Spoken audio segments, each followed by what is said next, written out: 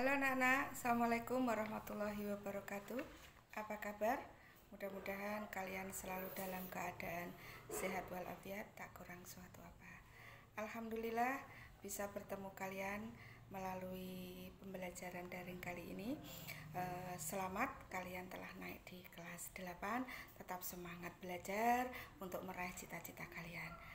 Terlebih dahulu perkenalkan, Ibu bernama Gustiah, biasa dipanggil Ibu Tiah, mengampu mata pelajaran Pendidikan Agama Islam dan Budi Pekerti di kelas 8. Oke, anak-anak, sebelum pembelajaran kita mulai, marilah kita berdoa bersama-sama dengan membaca Ummul Kitab. Alaniah Al-Fatihah.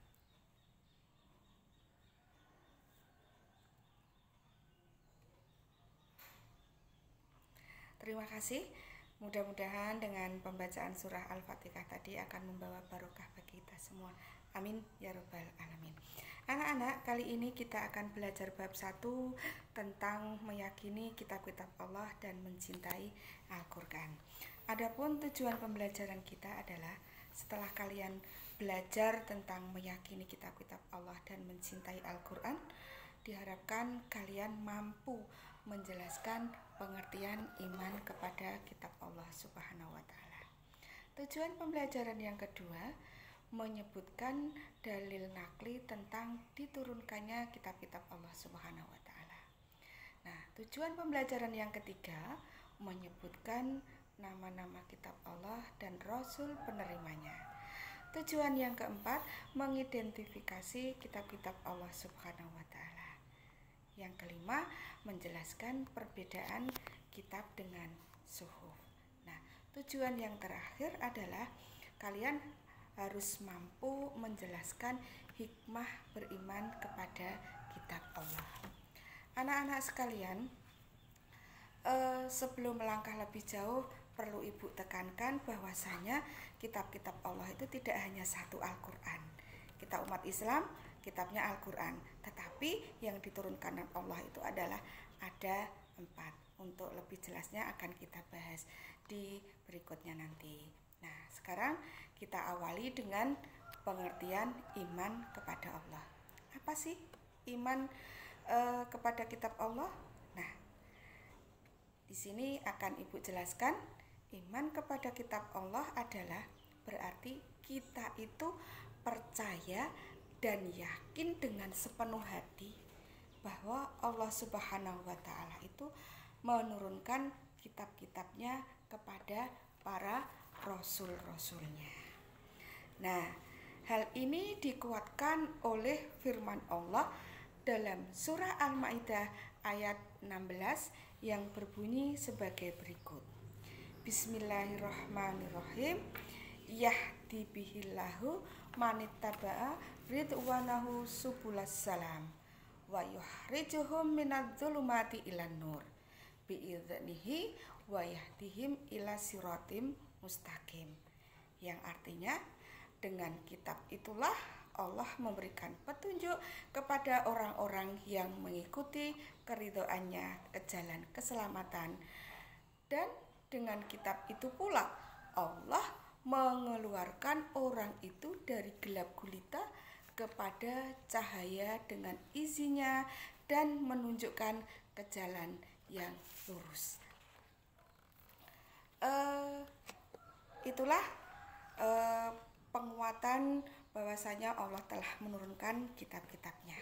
Nah, sekarang kita beralih ke kitab-kitab itu apa saja dan diturunkan kepada siapa saja. Nah, berikut adalah nama-nama kitab Allah dan rasul penerimanya. Yang pertama adalah kitab Taurat yang diturunkan kepada Nabi Musa alaihissalam. Yang kedua adalah kitab Zabur, diturunkan Allah kepada Nabi Dawud alaihissalam. Yang keempat, kitab Injil diterima oleh Nabi Isa alaihissalam. Dan yang terakhir adalah kitab Al-Qur'an yang diturunkan kepada Nabi kita Muhammad Sallallahu Alaihi Wasallam. Nah, itulah Allah telah menurunkan kitab-kitab yang ada 4, dan 4 kitab tersebut wajib kita imani dengan sepenuh hati. Tidak hanya Al-Quran saja yang wajib kita imani, akan tetapi ada 4 kitab. Nah, oke, anak-anak, sekarang mari kita kupas satu persatu tentang kitab-kitab tersebut. Nah, di sini Ibu akan menyampaikan poin-poinnya saja. Nanti kalian bisa buka buku paket kalian, bisa belajar lewat literasi-literasi yang lain, bisa buka Google untuk supaya lebih jelas pembelajaran kalian. Nah, sekarang akan Ibu mulai dari kitab Taurat. Ya, kitab Taurat diturunkan pada abad ke-12 sebelum Masehi. Nah, adapun pokok-pokok ajaran kitab Taurat tersebut adalah 1. Perintah untuk mengesahkan Allah Subhanahu wa taala. Nah, pokok perintah yang kedua adalah larangan menyembah patung atau berhala. Dan yang ketiga adalah menyebutkan nama Allah dengan sia-sia. Yang keempat adalah perintah menyucikan hari Sabtu. Dan pokok ajaran Taurat yang terakhir adalah perintah menghormati orang tua. Nah, sekarang yang keenam adalah melarang membunuh sesama manusia. Isi yang ketujuh adalah larangan berbuat zina. Yang kedelapan, larangan mencuri. Kesembilan, larangan menjadi saksi palsu. Dan yang terakhir adalah larangan mengambil hak orang lain. Nah, itulah isi pokok dalam kitab Taurat. Nah, belum. Oke anak-anak, kita lanjut kitab Zabur. Kitab Zabur diturunkan Allah Subhanahu wa taala kepada Nabi Daud alaihissalam untuk bangsa Israel atau umat Yahudi. Kitab ini diturunkan pada abad ke-10 sebelum Masehi di Yerusalem. Nah, adapun kitab ini ditulis dengan bahasa Kipti. Sebagaimana firman Allah Subhanahu wa taala yang berbunyi Bismillahirrahmanirrahim wa rabbuka a'lamu biman fis samawati wal ardh wa laqad fadalna ba'dhan nabiyyina 'ala ba'di wa ataina Dauda zabura, yang artinya, dan Tuhanmu telah mengetahui siapa yang di langit dan di bumi, dan sungguh kami telah memberikan kelebihan kepada sebagian nabi-nabi atas sebagian yang lain, dan kami berikan Zabur kepada Nabi Musa alaihissalam. Nah, itu anak-anak tentang kitab Zabur. Selanjutnya tentang kitab Injil. Nah, kitab Injil diturunkan pada abad 1 Masehi kepada Nabi Isa. Nah, secara umum kitab Injil berisi tentang 1. Perintah kembali untuk mengesahkan Allah Subhanahu wa taala. Yang kedua, membenarkan keberadaan kitab Taurat. Ketiga, menghapus beberapa hukum dalam kitab Taurat yang tidak lagi sesuai dengan perkembangan zaman. Yang keempat, menjelaskan bahwa kelak akan datang kembali Rasul setelah Nabi Isa alaihissalam, yaitu Nabi Muhammad Shallallahu Alaihi Wasallam. Yang kelima adalah larangan membunuh sesama manusia. Yang keenam, larangan berbuat zina. Yang ketujuh, larangan mencuri. Yang kedelapan, larangan menjadi saksi palsu. Dan yang terakhir adalah larangan mengambil hak orang lain. Nah, itulah isi daripada kitab Injil. Nah, perlu ditekankan, perlu kalian ketahui, sudah ada 3 kitab anak-anak ya. Nah, isinya itu adalah sama, yaitu mengesahkan Allah, mentauhidkan Allah. Jadi isinya adalah sama, penyempurnaan seperti itu. Dan yang terakhir adalah kitab Al-Quran. Nah, kitab ini adalah kitab yang paling sempurna.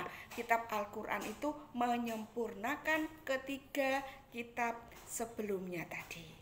Nah, baik, akan Ibu ulas tentang kitab Al-Quran yang diturunkan kepada Nabi Muhammad Shallallahu Alaihi Wasallam. Kitab Al-Quran diturunkan pada abad ke-7 Masehi atau pada tahun 611 sampai 632 Masehi. Nah, adapun secara umum pokok-pokok ajaran Al-Quran adalah 1. Menjelaskan tentang akidah atau keyakinan, yaitu hal-hal yang berkaitan dengan keyakinan atau rukun iman. Yang kedua adalah akhlak atau budi pekerti. Nah, akhlak atau budi pekerti ini berkaitan dengan pembinaan akhlak mulia dan menghindari akhlak tercela. Yang ketiga, ibadah, yaitu berkaitan dengan tata cara beribadah ya. Jadi tata cara kita beribadah itu diterangkan di dalam kitab Al-Quran. Bagaimana cara beribadah kita itu? Nah, semuanya ada di dalam kitab Al-Quran. Yang keempat adalah tentang muamalah. Apa itu muamalah? Muamalah adalah tata cara berhubungan kepada sesama manusia. Jadi kita berhubungan kepada sesama manusia itu ada aturannya. Tidak seenaknya sendiri, tidak seenaknya dewe, tidak semau gue, ada aturannya. Di mana aturannya? Aturannya ada di dalam kitab suci Al-Quran. Dan yang kelima adalah tarikh atau sejarah. Nah, Al-Quran itu menceritakan sejarah atau menceritakan kisah-kisah orang-orang dan umat terdahulu. Jadi kita itu tahu bagaimana umat-umat terdahulu ya, sebelum kita ya, di zamannya nabi-nabi yang lain. Nah, itu diceritakan di dalam Al-Quran ya, yang disebut tarikh itu tadi ya. Ya, begitu ya anak-anak ya. Nah, sekarang kita beralih ke perbedaan suhuf dengan kitab.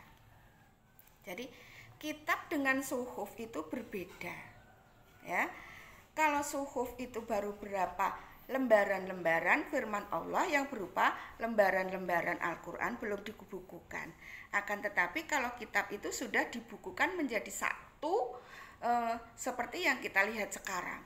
Tapi kalau zaman dahulu itu belum dibukukan menjadi satu. Jadi beda ya antara suhuf dengan kitab. Nah, adapun perbedaannya adalah terletak pada satu, isi kitab itu lebih sempurna daripada suhuf. Nah, yang kedua, bentuk kitab itu sudah dibukukan, sedangkan suhuf masih berbentuk lembaran-lembaran yang terpisah. Jadi kalau hilang, ya hilang sudah firman-firman Allah karena belum dibukukan.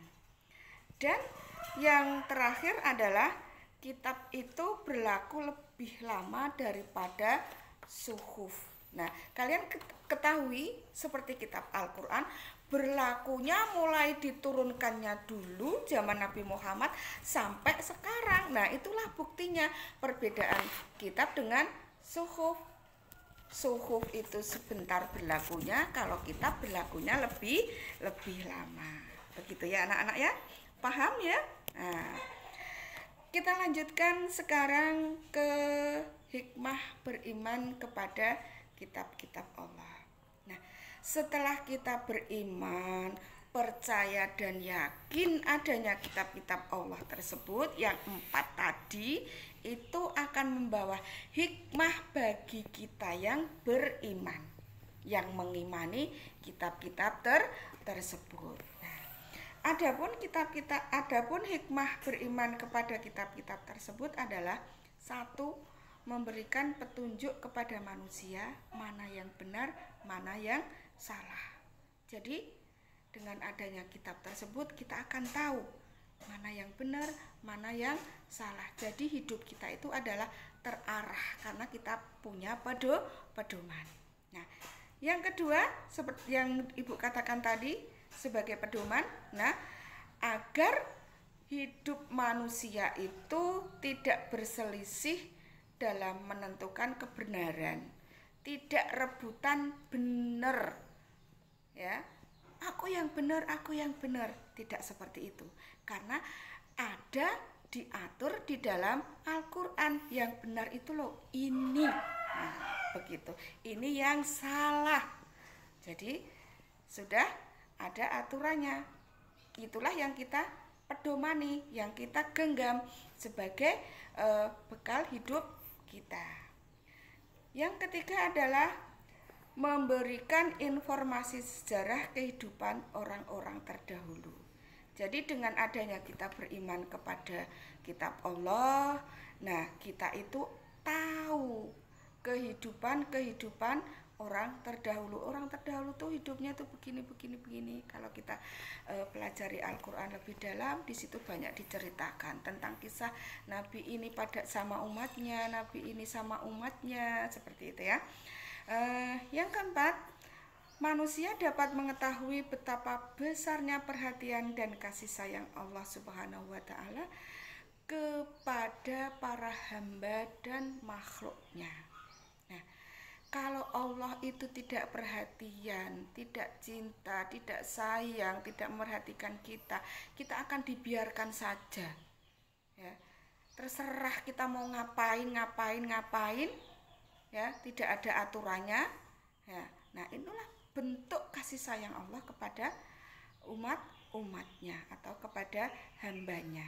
Yang kelima adalah manusia yang beriman akan mendapatkan pengetahuan, dapat membedakan mana yang baik dan mana yang buruk, ya. Karena itu tadi sudah ada aturannya di dalam Al-Quran. Lo ini lo yang baik, ini lo yang tidak baik.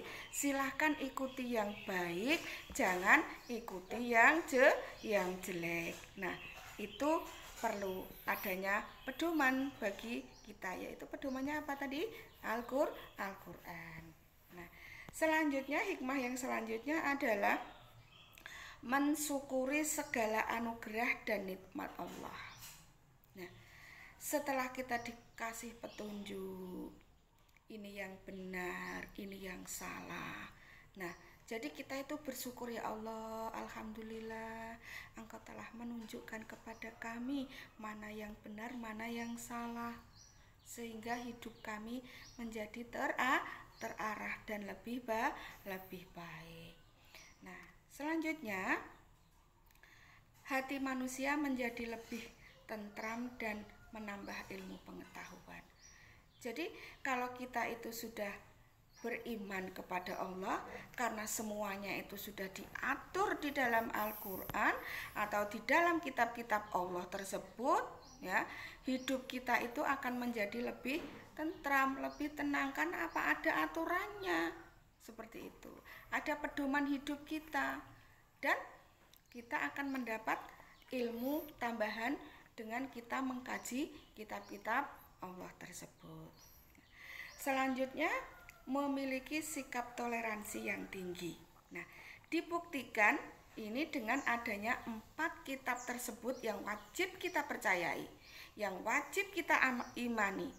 Yang 4 tadi sudah pertama disebutkan tadi, ya, ada kitab Taurat, ada kitab Zabur, ada kitab Injil, dan yang terakhir adalah kitab Al-Quran. Kita toleransi, kita menghargai kitab-kitab 3 tersebut selain kitab Al-Quran. Jangan berpikiran, Bu, itu kan lain kitab kita umat Islam. Loh, siapa bilang? Ya, itu adalah kitab-kitab nabi-nabi terdahulu, ya, dan hukumnya wajib kita mengimaninya, karena itu termasuk rukun iman. Kalau kita tidak percaya, tidak yakin, ya kita Islamnya juga diragukan, karena mempercayai 4 kitab tersebut adalah termasuk dalam rukun iman dan harus kita imani, harus kita percayai. Ini adalah bukti sikap toleransi yang tinggi terhadap kitab-kitab Allah yang lain selain Al-Quran. Nah, hikmah yang selanjutnya adalah meningkatkan kesabaran dalam menerima cobaan, ujian, dan musibah yang menimpa dirinya. Karena kita itu mempunyai pedoman hidup, ya, apapun yang kita hadapi, cobaan apapun yang kita hadapi itu adalah datangnya dari Allah. Nah, itulah hikmahnya kita beriman kepada kitab Allah, sehingga kita lebih sabar menghadapi segala sesuatu. Nah, oke anak-anak, demikian pembelajaran pada kesempatan kali ini.